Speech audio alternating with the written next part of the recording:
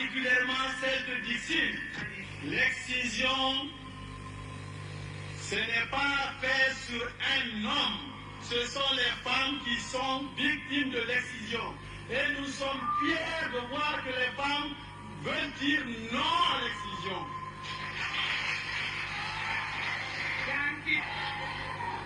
Quand vous allez dans n'importe quel pays du monde, lorsque vous dites la Guinée, on vous dit oui, on connaît la Guinée. Pourquoi on connaît la Guinée? Pour deux choses. D'abord, la Guinée, c'est le pays qui a dit non à la colonisation. C'est le pays qui a dit oui à sa liberté. Et ça, ce ne sont pas que des hommes. C'était les femmes, vous qui étiez devant. Et c'est grâce à vous que la Guinée a eu son indépendance. Celles qui ont pu donner la liberté à tout un pays ne peuvent que lutter pour la santé des populations de ce pays. Et nous sommes sûrs, nous sommes convaincus maintenant que le drapeau que la Guinée a levé haut dans le monde contre l'excision ne tombera plus. Vous avez montré aussi que vous ne connaissez que le bonheur pour la Guinée. Lorsque les femmes de Kouroussa ont déposé les couteaux, les femmes de Kérouané ont aussi déposé les couteaux. Les femmes de Galaba ont déposé les couteaux. Les femmes de Bofi ont déposé les couteaux. Les femmes de Conakry ont déposé le couteau.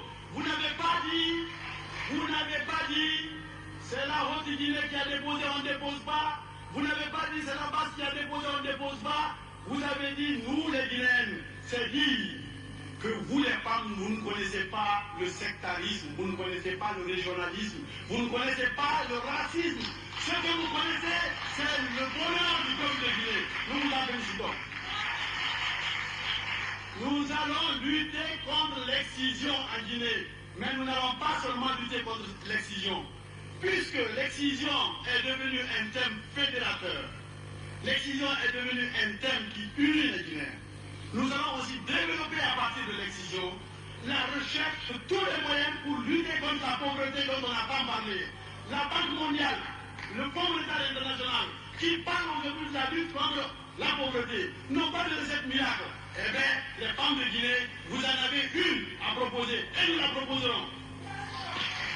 C'est pourquoi nous devons maintenant lutter contre l'excision, mais nous organiser en groupement. Ces groupements vont être formés.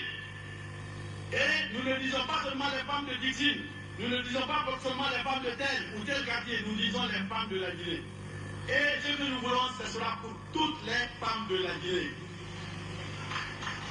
Quand vous allez dans une classe, vous avez 50 élèves, il y a le premier, il y a le deuxième, il y a le troisième jusqu'au dernier. Vous êtes parmi les premiers. Saluez ici les autres femmes du Dimé, les femmes de la Commande, les villes de Conakry 2, qui ont déposé le couteau avec vous. Je dois dire que certains disent que les femmes ne tiendront pas leur parole. Mais moi je dis que les femmes de la Guinée ont tenu parole le 2 octobre 1958, le 28 septembre 1958, elles tiendront parole contre l'excision. Mais par la persuasion, par la sensibilisation, par les exemples concrets, parce que c'est vous qui souffrez, parce que c'est vous que l'on blesse, parce que c'est vous que l'on diminue, parce que c'est vous que l'on torture. Et ça suffit de torturer les femmes.